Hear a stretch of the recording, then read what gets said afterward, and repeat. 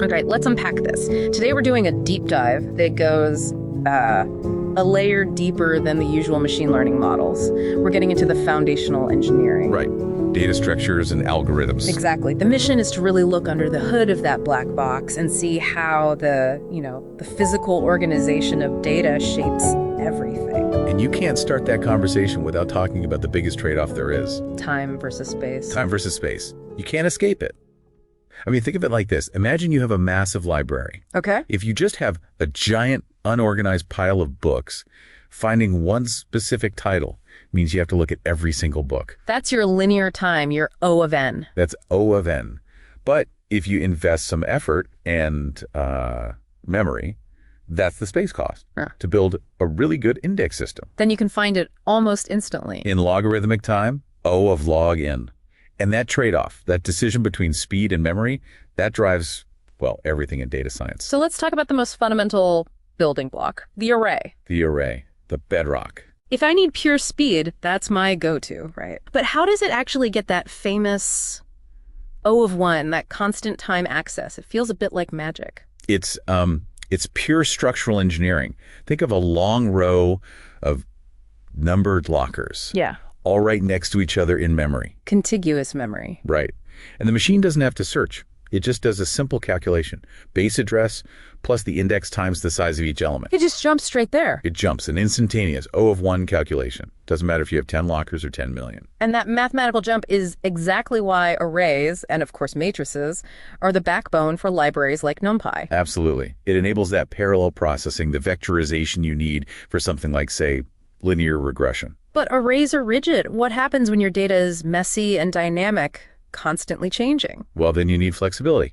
And for that, you turn to the linked list. Ah, the scavenger hunt analogy. Exactly that, yeah. Each piece of data, each node, is scattered in memory, but it holds a little pointer, a clue to the next one. So you lose that instant O of 1 access for retrieval. You do. But what you gain is the ability to insert or delete elements. Anywhere in that chain in O of 1 time is perfect for, data streams or buffers. Okay, so we have speed and flexibility, but what about organizational logic? How do we build decision-making into the structure itself? Now you're talking about trees, hierarchical structures. Their whole purpose is efficiency through elimination, right? Right. Think of the game 20 questions. That's the perfect way to grasp their O of log n search performance. You can narrow down a million possibilities in what, about 20 steps? Because you slice the problem space in half with every single question. Which is the exact principle behind decision trees. And gradient boosted trees, all those ensemble methods. Each node is just a yes or no feature test, trying to reduce what they call impurity until you get a clear prediction. So if trees give us logical speed, what if I need the absolute fastest retrieval possible? Then you bypass all that hierarchy and go straight to hash tables. We're back to O of 1 again, but it's a different mechanism than the array. Totally different. Imagine a massive warehouse. You give the system a key, it performs a little math trick on it, the hash function. And that function just spits out a coordinate. Spits out a coordinate, row 5, shelf 12. It's a near instant lookup. Indispensable for things like label encoding when you're turning categorical data into numbers. Speaking of massive scale, we have to talk about tensors, the engine of deep learning. A tensor really just generalizes everything we've talked about. Scalar, a vector, a matrix. They're all just simpler tensors. So a batch of color images isn't just a matrix. No, it's a 4-tensor. You have an index for the batch, the height, the width, and the color channel. And that structure is what makes vectorization possible. And vectorization is really the power switch for modern hardware like GPUs. It is. It lets PyTorch or TensorFlow update thousands of weights at the same time during backpropagation, not one by one. Okay, last big problem. What about sparsity? The big data issue where your matrix is like 99% zeros. You can't afford to store all that in nothing. It's a huge waste of memory. So you need a kind of structural cheat code. Precisely. Use a sparse format, something like CSR compressed sparse row. And that just stores the important stuff. It only stores the non-zero values and their coordinates. That efficiency hack is what made huge computations like Google's original PageRank even possible. So to pull it all together, there's a real synergy here.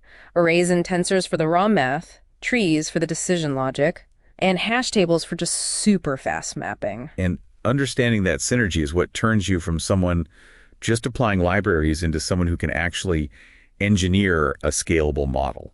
Here's where it gets really interesting. So researchers are now pushing beyond these traditional sort of static structures like B-trees and hash maps. They're experimenting with something called learn data structures. Which means? It means they're literally using small machine learning models to replace the index itself.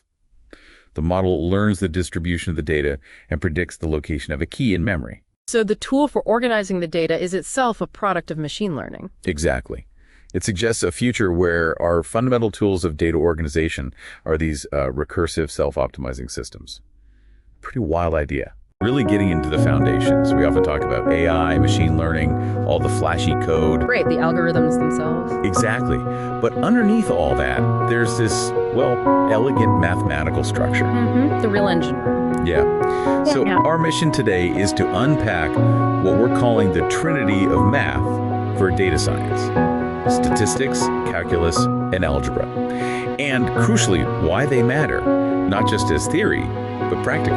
And knowing this trinity, that's what lets you really innovate, I think. You move past just plugging things into libraries. You actually understand how it works. Precisely. How and why. That's the key to building something new, or even just properly troubleshooting what you have. Okay, so let's start with the first one. Algebra. You called it the language of data. What does that mean in practice? Like if I have data points. Right. So imagine your data, say, features of a house, square footage, number of bedrooms, age.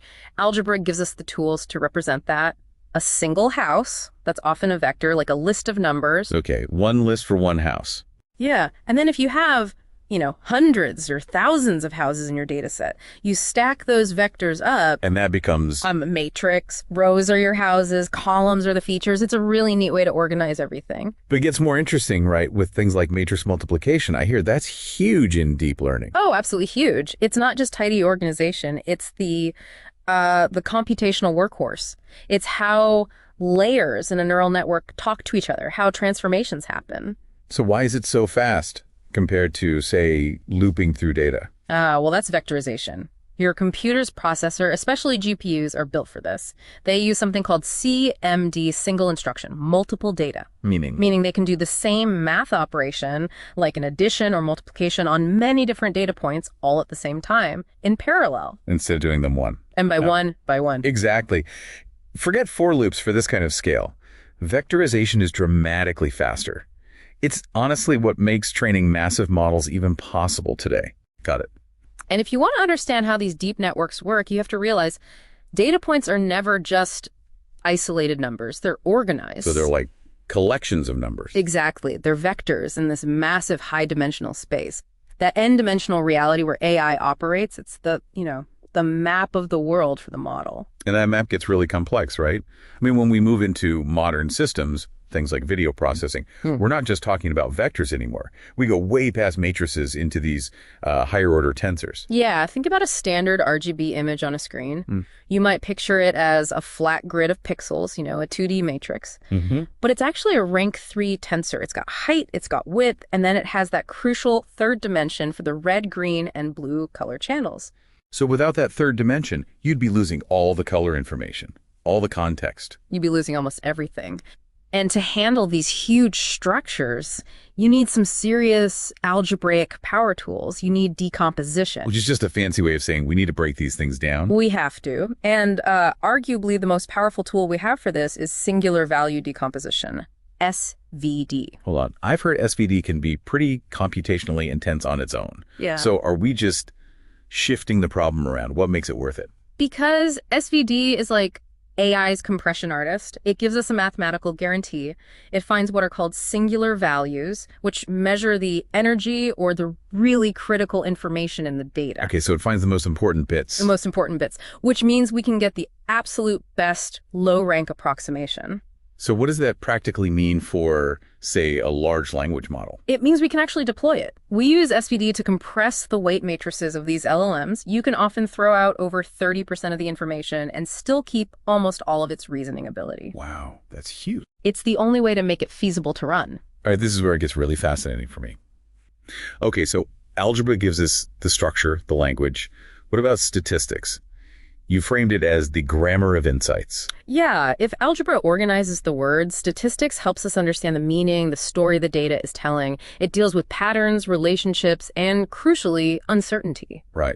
I know, maybe not the most thrilling word, but honestly, It's the bedrock, the compass guiding everything in AI and machine learning. It really is. Our plan is simple. Take your sources on stats and ML, pull out the absolute must-knows, and basically shortcut your path to really understanding this stuff. Let's maybe think about it like we're building a customer churn model. Stats is our guide. That's a great way to frame it. And you know, what's really fascinating is how statistics takes all that raw, messy data and turns it into something reliable, something interpretable. Right. It's what makes an AI system trustworthy, not just predictive. It gives us actual confidence, say, in those churn predictions we're making. Okay, so it's like a universal language then for anyone working with data, whether that's healthcare, marketing, whatever. Exactly, a common ground. So let's unpack the main branches. I gather there are two. How do they work together? Yeah, two main ones. And critically, they aren't really separate things. It's more like a cohesive feedback loop. Yeah. You've got descriptive statistics first. Okay. That's all about summarizing the data you know. So for our churn example, think calculating the average age of customers who churned or the variation in their contract lengths, the mean, the variance, that sort of thing. Just describing what's there. Precisely. Then inferential statistics comes in. It uses samples like our historical churn data to make, well, reasonable guesses or predictions about the bigger picture, the unknown population of all our customers. Making the leap from the sample to everyone. Exactly. And here's the loop. Say our descriptive analysis shows the churn data is really skewed, maybe lots of very new customers leaving. That insight immediately tells us, okay, be careful. We probably shouldn't use certain inferential methods that assume data is nicely balanced, normally distributed. Right. So it guides the next step. It guides us towards maybe transforming the data first or using different kinds of statistical tests that don't rely on that assumption. It's synergistic. Got it. So descriptive stats really kicks off our understanding. It's the core of exploratory data analysis. EDA, right? Revealing things like central tendency mean, median, and how spread out the data is standard deviation. Absolutely. Think of it as your first diagnostic tool. It flags potential data quality problems before they mess up our churn model. Like finding errors or weird values. Yeah, exactly. Things like kurtosis, which tells you if your data has fat tails, meaning lots of extreme values, or the inner quartile range, the IQR, that maps the middle 50% of your data. These are great for spotting outliers because they aren't as easily fooled by those extreme values as, say, the simple mean is. Okay, so it helps clean things up. Definitely. And that leads to practical steps. Like if you have missing age data, maybe you fill it in with the median age, which descriptive stats help you find reliably. Or using z-score standardization that's scaling features so they all contribute fairly to the model. Or maybe a log transformation if your data is heavily skewed to make it behave better for certain algorithms. Okay, that makes sense. So we use descriptive stats to understand and prep the data. Now, building on that, we move into inferential statistics using that feedback loop you mentioned. The goal here is generalizing, right? Making sure our churn model works on new, unseen data, not just the data we trained it on. Precisely. Generalization is key. And often people just report a single accuracy score for their model, like 90% accurate. But inferential stats gives us better tools. Like Confidence intervals. Instead of just saying 90%, maybe we find a 95% confidence interval for our churn model's accuracy is, say, 88% to 92%. That range gives a much more robust and honest picture of how reliable that model likely is in the real world. a range of possibilities. I like that. Yeah. And this is where it gets really powerful, I think. Inferential statistics brings in hypothesis testing. It's basically the scientific method applied to machine learning. Okay, how does that work? Well, you start with a default assumption, the null hypothesis, or H0, H dollars. This assumes there's no effect or no difference. For our churn model, H dollars might be customer age has no impact on churn. The status quo, kind of. Kinda, yeah. Then you have the alternative hypothesis, H1, H$1, which is what you're actually trying to claim customer age does impact churn. Okay. Then you look at your data and calculate a p-value. The p-value tells you the probability of seeing results like yours if the null hypothesis were actually true. Okay. Probability of the data if H0 is true. Exactly. And if that p-value is really small, usually less than a threshold called the significance level, often 0.05, it suggests your observed data is pretty unlikely under the null hypothesis. So you reject H$, in favor of H$1. So you'd conclude age probably does impact churn. Correct. It's super useful for formally validating which features are actually important for your model, or for A/B testing, comparing two different versions of your churn model, maybe using something like a t-test to see if the performance difference is statistically significant, or if it could have just happened by random chance. That sounds incredibly useful, but also like something you could easily misuse. Which brings us to statistical rigor and potential pitfalls. You mentioned statistical significance. Is that the same as being important in the real world? Great question. And no, absolutely not. That's a huge pitfall. Statistical significance having a low p-value just means the observed effect is unlikely to be due to chance. It doesn't automatically mean the effect is large enough to be practically significant or meaningful in a business context. You might find a statistically significant difference that's actually tiny and irrelevant. Okay, so don't just chase low p-values. Definitely not. And another big one is misunderstanding the p-value itself. A p-value of 0.05 doesn't mean there's a 5% chance the null hypothesis is true. Remember, it's the probability of the data, assuming the null is true. Subtle, but important. Right, the condition is key. And then there's the multiple comparisons problem, or sometimes called the multiplicity mess. Basically, if you run lots and lots of statistical tests purely by chance, you're going to get some statistically significant results, even if nothing real is going on. Like testing dozens of features for the churn model. Exactly. Imagine testing 20 features where actually none of them truly affect churn. With that standard 0.05 significance level, you'd still have roughly a 64% chance of finding at least one feature looks significant just by random luck. Yeah, okay. That could lead you to put useless features in your model. Precisely. It contributes to overfitting, building a model that learns noise instead of the real signal. That's why it's crucial to also report the effect size. This tells you the magnitude or strength of the effect, not just whether it exists statistically. It gives you that practical perspective. Okay, so p-value plus effect size gives a fuller picture. It seems clear then that descriptive and inferential statistics really work hand in hand. You need both for solid data science. Absolutely indispensable. From that initial look at the data with descriptive stats, right through validating your final churn model with inferential methods, statistics ensures integrity. So it keeps everything honest from start to finish. Yeah. So what does this all mean for you listening?